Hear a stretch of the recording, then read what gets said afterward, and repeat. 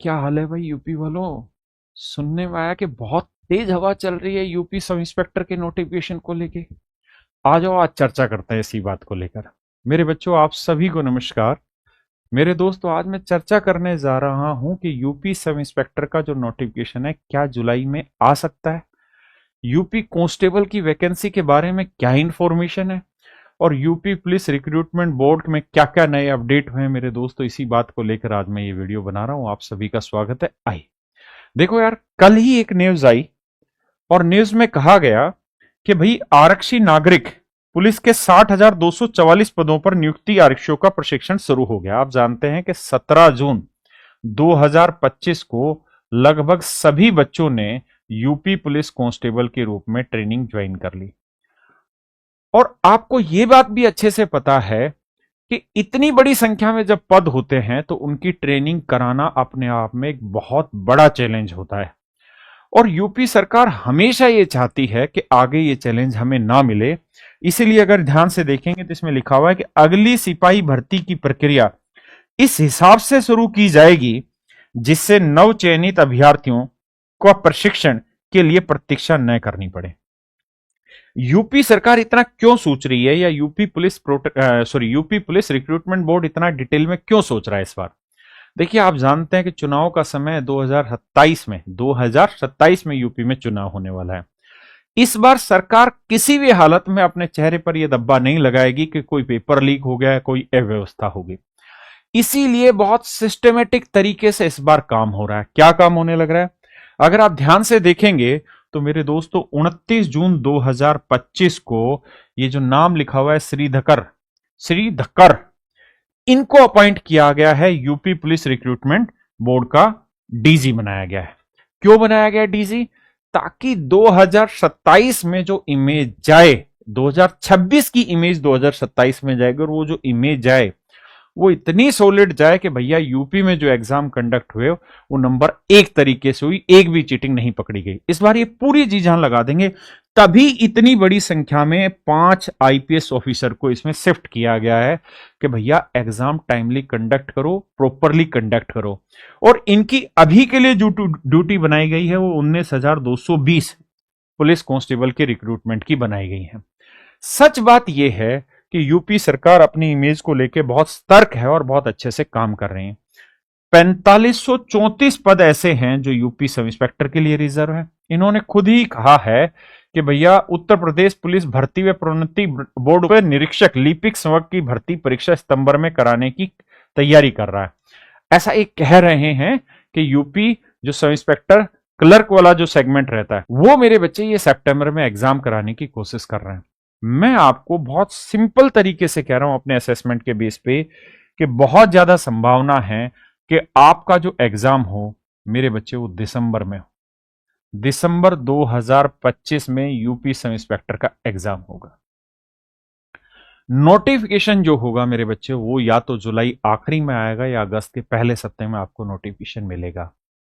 इस बार ये चीजें इतनी सिस्टमेटिक है कि ट्रेनिंग की व्यवस्था से लेकर डिपार्टमेंटल एग्जाम कंडक्ट कराने की जो व्यवस्था है वो बहुत सुचारू रूप से चले, ये सारे प्रयास इन्होंने किए हैं। और इसी बिहाफ पर मैं आपको कह रहा हूं कि अब वक्त आ गया है कि वैकेंसी आए। अभी तक बहुत वीडियो बनी कि वैकेंसी आ रही है, वैकेंसी आ रही है, लेकिन वैकेंसी नहीं आई। मैंने कभी नहीं बनाई। क्यों? क्योंकि जब तक तथ्य सॉलिड ना हो तब तक आप नहीं बना सकते। मेरे बच्चे, ये अप्रैल 2025 में नोटिफिकेशन आया, अखबार ने निकाला कि भाई 28,138 पदों पर भर्ती होगी। मेरा कहना है कि आप अपना टारगेट दिसंबर 2025 लीजिए और तैयारी करना शुरू कीजिए। कारण क्या है कि अगर आप ये सोच रहे हैं कि जब नोटिफिकेशन आएगा और उसके 2-3 महीने में तैयारी करके हम 160 सवाल सही कर लेंगे या 400 नंबर में 300 प्लस नंबर की लड़ाई लड़ लेंगे, तो मेरे बच्चे संभव नहीं है। क्यों नहीं है संभव? क्योंकि आप जानते हैं कि बहुत सारे बच्चे ऐसे होंगे जो पहले से तैयारी कर रहे हैं और उनका टारगेट ही केवल यूपीएसआई है।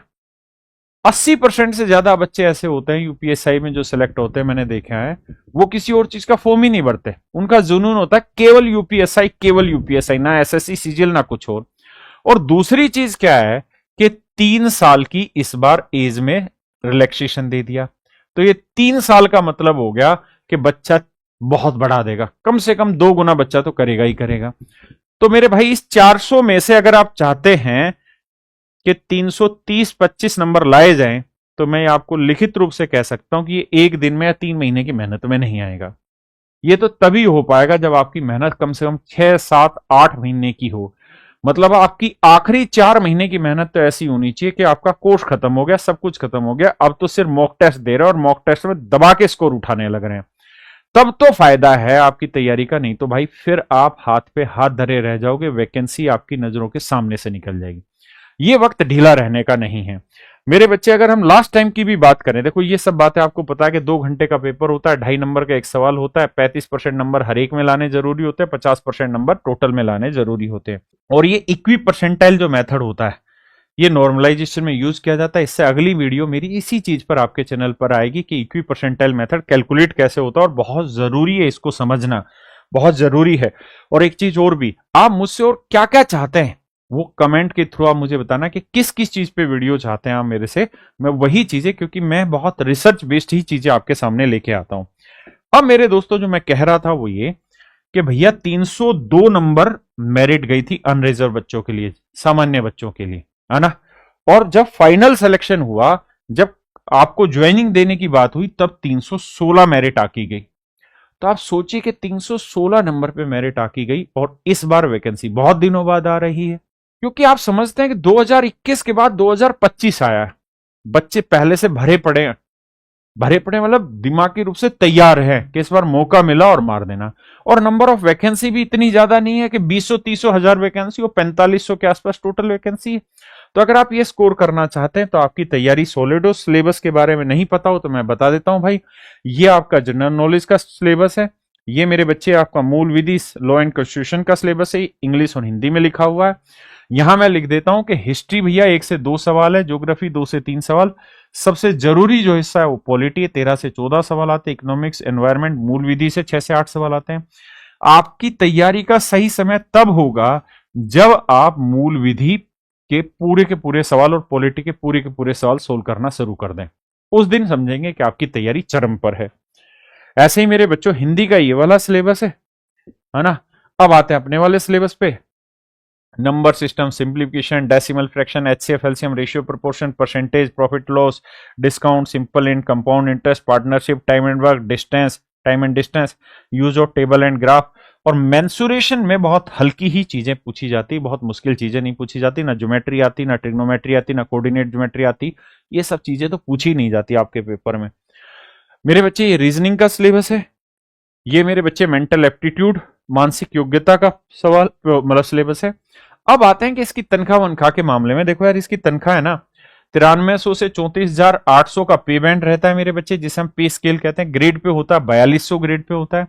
मोटे तौर पे समझाऊं तो आपकी जो पहली तनख्वाह होगी ना थाने में जब आप आएंगे, तो लगभग 58,000 रुपए सैलरी आपकी पहली पड़ेगी जब आप थाने में ज्वाइन करेंगे, है ना।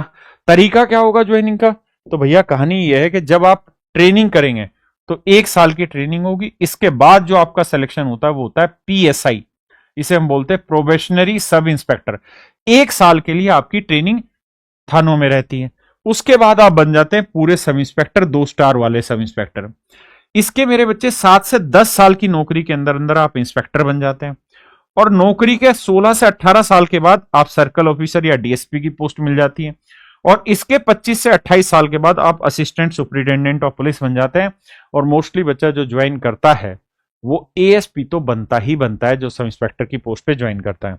और बेहद खास केसेस में जब आप कोई बहुत बड़ा अचीवमेंट कर देते हैं, या 1-2 प्रमोशन ऐसे होते हैं जो आउट ऑफ टर्न होते हैं, या कई बार वैकेंसी बहुत खाली हो जाती है, तो मेरे बच्चे वहां पे सुपरिटेंडेंट ऑफ पुलिस में भी आपका प्रमोशन हो जाता है। तो मेरे बच्चे आप सभी को नमस्कार, आप सभी का धन्यवाद। अगर आप चाहते हैं कि हम आपके लिए कुछ करें तो आप अपने सुझाव मुझे कमेंट बॉक्स में दें। अगली वीडियो में मैं दोबारा मिलूंगा। नमस्कार, धन्यवाद।